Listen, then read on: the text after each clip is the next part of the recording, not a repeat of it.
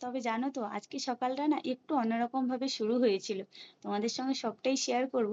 আর আজকে বাড়ি যাওয়ার কথা ছিল, বাড়ি তো যেতে পারিনি। আসলে এই ছোট্ট বাচ্চা মেয়েকে নিয়ে এরকম পরিস্থিতিতে আর যেতে পারলাম না। তো আশা করি সবাই ভালো আছো, আমরা কিন্তু বেশ ভালো আছি। চলে এসেছি আজকে নতুন একটা ভিডিও নিয়ে। আজকে আবার বাজারেও সেরকম কিছু মাছ পেলো না, এই রুই মাছ নিয়েই চলে এসেছে। আর পরিমাণটা জানো তো অনেকটাই ছিল, যাতে কিছুদিন হয়ে যায়। আর ওরও একটু তাড়াহুড়ো ছিল, বাড়ি যাবে।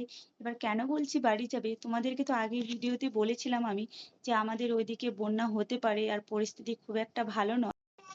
তবে আগের থেকে পরিস্থিতিটা এখনো খুব ভালো আছে। সেই কারণে বলেছিলাম যে আমরাও যাই, কিন্তু রাস্তায়ও তো চারিদিকে জল। এই কারণে আর নিয়ে গেল না, বলছে না আমি একাই চলে যাব। বেরিয়ে যাওয়ার পর আমি আমার কাজ শুরু করলাম। সকালে তো দেখতেই পেলে যে কি খেলাম, মেয়েকে খাইয়ে আমি খেলাম এই রুটি আর চা। আর এই রুটিটা না এদিকে খুব একটা পাওয়া যায় না। তো কোথা থেকে এনেছে সেটা তো আমি বলতে পারবো না, তবে আজকে পেলাম, দেখলাম যে এই রুটিটাই এনেছে। তো আমি ভেবেছিলাম যে ডিম টোস্ট খাবো, কিন্তু বললো যে দোকান তো বন্ধ আছে, সেই কারণে আর ডিমটা পেলো না। তো চা আর রুটি খেয়ে নিলাম।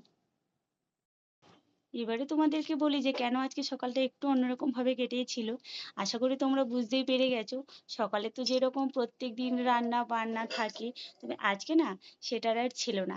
কারণ তোমাদের দাদাভাই তো বাড়ি চলে গেছে, আমাদের মেয়ের বাবা আজকে বাড়ি চলে গেছে। আর ঘুম থেকে উঠতে না অনেকটাই লেট করেছি, ওই মোটামুটি 7:30টার মতো বেজে গেছে। কিন্তু এখন বুঝতে পেরে গেছি যে তুমি দেরি করে উঠলে না সব কাজগুলো দেরিতেই হবে। কারণ প্রত্যেক দিনের যেমন একটা অভ্যেস ছিল ওই তাড়াতাড়ি ওঠার, ওই 6টার দিক করে ওঠার যেমন একটা অভ্যেস ছিল না, মানে সেটা আজকে দেরি করে উঠলে সব কাজগুলো যেন আমার পিছিয়ে পিছিয়ে হচ্ছে। এখন তাহলে নিজের কাজে ফিরে আসি। তোমাদের সঙ্গে তো শেয়ার করলাম যে সকালে কি খাওয়া দাওয়া করলাম।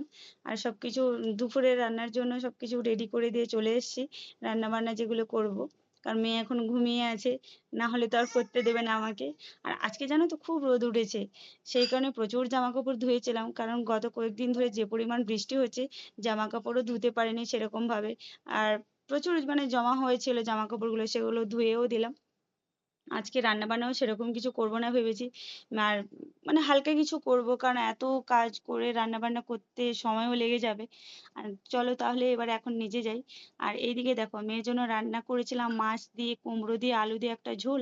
আর আমার জন্য করেছিলাম মাছের তেল ভাজা, ডাল, লাউ দিয়ে ডাল, উচ্ছে ভাজা, মাছ ভাজা। এটুকুই করেছিলাম। আজকের মতো টাটা, দেখা হচ্ছে